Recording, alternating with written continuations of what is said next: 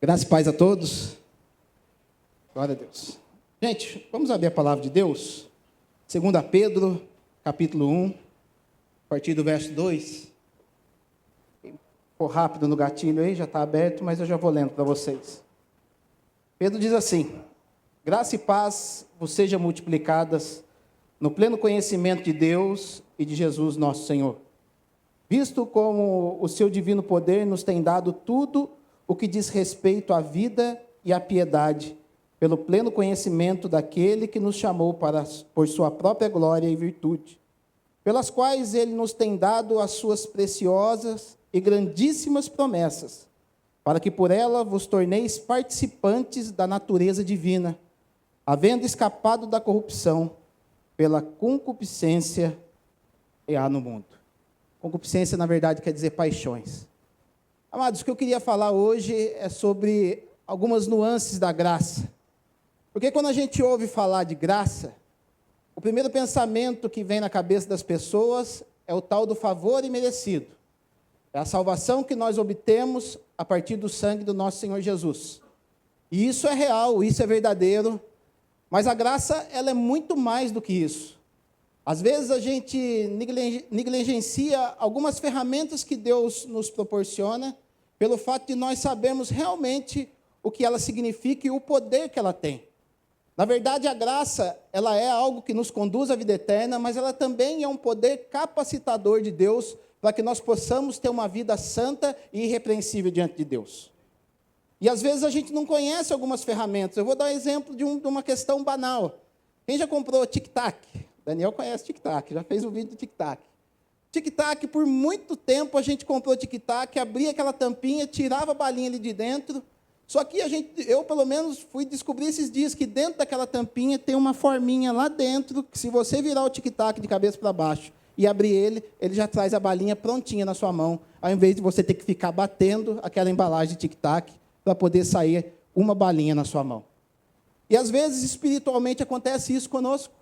A gente vem para Jesus, vem para a igreja, começamos a ser ministrados, ouvimos falar sobre graça e, por vezes, não usufruímos plenamente dessa graça. E a graça, ela é obtida através do sacrifício do Senhor, como eu disse, e ela vai crescendo dentro de nós, também como foi crescido dentro da vida do nosso Senhor Jesus. Se nós formos para Lucas 2, e verso 52, olha o que vai dizer, para eu provar isso para você. E crescia Jesus em sabedoria, em estatura e em graça diante de Deus e dos homens. Ou seja, conforme Jesus foi crescendo, ele foi se revestindo do poder de Deus para poder suportar a força do pecado que viria sobre ele. E às vezes me revolta algumas pessoas que vêm falar assim: mas eu não consigo não fazer aquele pecado que eu estou tão habituado a fazer. Mentira que o diabo colocou dentro da sua mente. O diabo muitas vezes trabalha condicionando a sua mente para que você não flua aquilo que Deus preparou para você lá na cruz. E se você tem caído, consequentemente, em algumas coisas que te incomodam e que entristecem o coração de Deus, é melhor você rever o conceito da graça que está dentro de você. Porque às vezes você está andando num Fusquinha, nada contra o Fusquinha, mas você tem uma Ferrari para poder andar, que foi aquilo que o Senhor Jesus deu para você. E a gente tem que estar habituado a correr atrás disso. E se nós olharmos ali no Evangelho de João, capítulo 1, verso 16, olha o que ele vai dizer, na revelação em que João começa a falar do verbo, falando da revelação de Jesus em nós, ele vai dizer assim: por todos nós recebemos da sua plenitude, e graça sobre graça. Ou seja, você recebeu uma graça inicial que te concede a salvação, mas a partir do momento que você tem esse passaporte que te concede a salvação, o Senhor vai acrescentando na sua vida ferramentas para que você venha fluir no pleno conhecimento e no poder dele. E não é à toa que esse texto que nós lemos inicialmente veio do apóstolo Pedro. Se você observar a vida de Pedro, você vai ver ele quando caminhava com Jesus, ele era um homem afoito, era um homem que bateu no peito falando que ia com Jesus até a morte, ou seja, prometendo algo que ainda o seu espírito não estava preparado para poder apresentar para o Senhor. Mas após o momento do derramar do Espírito, após o momento dele ter tido um encontro com Jesus, após o Senhor ter ressuscitado, nós vemos um Pedro totalmente diferente. Nós vemos um Pedro que prega na sua primeira pregação e ganha 3.000 almas para Jesus. Nós já não vemos mais um Pedro falando aquilo que não devia. Pelo contrário, nós vemos um Pedro caminhando, entrando na frente de um templo, na Porta Formosa. Ele olha para ali um paralítico, ele fala, eu não tenho nada, mas o que eu tenho te dou, levanta e anda. Por quê? Ele estava fluindo na graça que foi derramada sobre a vida dele. E o que eu tenho para falar para você hoje é que talvez você esteja vivendo uma vida derrotada, uma vida em que você estabelece algumas metas para a sua vida e não consegue alcançar. Falta de você buscar a Deus e pedir para que Ele derrame ainda mais da graça sobre você. Isso está disponível para nós. E se a gente for perguntar para a maioria das pessoas o que é a graça, a maioria, 90% vai dizer, é favor imerecido, é o fato do Senhor nos permitir que nós fôssemos morar com Ele.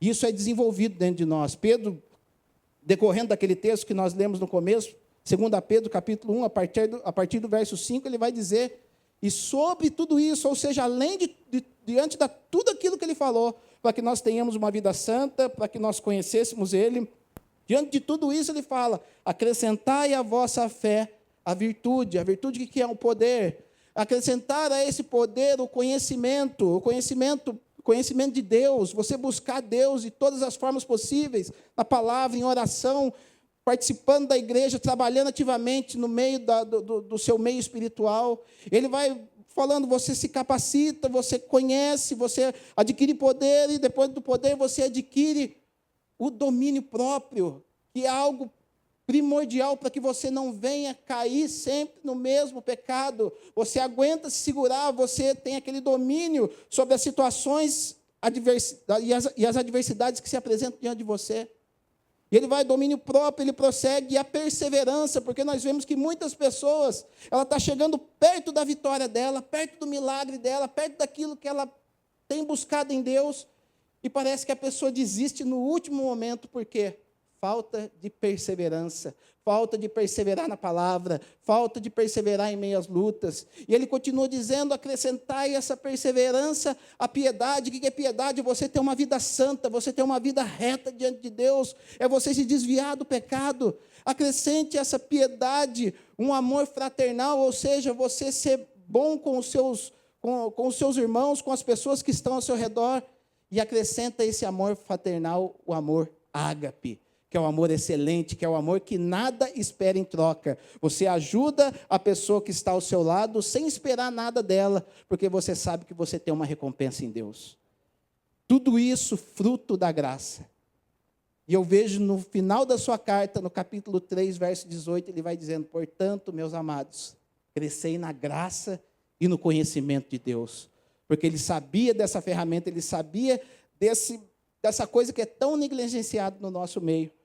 Porque nós carecemos cada vez mais da graça do Senhor para poder viver num mundo que está tão corrompido pelo pecado. E às vezes a pessoa ela acaba por vir para Jesus, mas ela tem uma vida legalista que não usufrui da graça que tem. Nós vamos ver Paulo falando em Romanos capítulo 6, começando falando de pecado. E eu acho muito interessante quando ele chega no verso 14, ele diz, porque o pecado já não mais terá poder sobre vós, porque você já não vive mais debaixo da lei, mas debaixo da graça, desse poder capacitador. Então deixa de quando as pessoas falarem para você da graça, você limitar ela àquela coisinha que somente te leva para o céu, e que isso já é excelente. Mas Deus, como diz Efésios 3:20, Ele vai te dar muito mais abundantemente, além do que pedimos ou pensamos. E isso vem através da graça. Não deixe que conceitos humanos, conceitos que muitas vezes tentam trancar Deus dentro de uma caixinha, venham impedir o seu crescimento espiritual. O mundo gosta muito de contextualizar Deus, gosta de prender Deus dentro de uma caixinha e fazer uma teologia. Teologia é bom para você conhecer Deus até certo ponto, mas dali por diante você vai conhecer Deus na intimidade. Teologia te leva até um patamar técnico, um patamar engessado, mas daqui por diante você vai ter que buscar da graça de Deus e buscar a intimidade do Senhor, para que você venha crescer no conhecimento dEle. E às vezes as pessoas tentam teologizar Deus, e Deus fica preso ali naquela caixinha, e você fica limitado naquela vidinha espiritual. sendo que Deus tem muito mais para você. Eu vejo que muitas vezes isso parte do medo das pessoas de querer conhecer mais a Deus, de querer mergulhar nas águas do Espírito. E Deus tem nos chamado falando, vem filho meu, eu quero te conduzir a águas mais profundas, a águas que você nunca imaginou que podiam abraçar a sua vida. A gente vê lá em Ezequiel 47, o profeta tendo uma visão em que se apresenta um rio diante dele, e tinha um homem com um cordel de medir e falava, ele mediu 1000 côvados, ou seja, aproximadamente 400 metros, 450 metros, ele fala, vem, e vai falar que Ezequiel, ele entra nas águas, mas vai falar que a água batia no seu tornozelo. E ele falou, vem mais, e a água batia nos joelhos. E ele andou mais 1000 côvados, ou seja, já tinha andado já quase 1500 metros, vai falar que a água batia sobre seus lombos. Mas ele vai falar que ele pediu para ele vir mais um pouquinho, para andar aproximadamente 2000 metros. Imagina um rio, e você anda 2 quilômetros, e a água já encobria aquela pessoa. E eram águas que só se podiam atravessar a nado. Ou seja, são águas que saíam do controle de quem estava ali andando. O pé dele já não alcançava mais o chão, ele tinha que ser conduzido por essa água do Espírito. É nessa água que Deus quer te levar. Não tenha medo. Deus quer o melhor para você. Deus quer te levar no profundo. Não amarre a sua âncora ali na beirada do rio, porque Deus quer levar você mais longe ainda. E longe com Deus, você vai ver que você vai muito mais longe aqui na terra também. Amém? Deus abençoe cada um de vocês.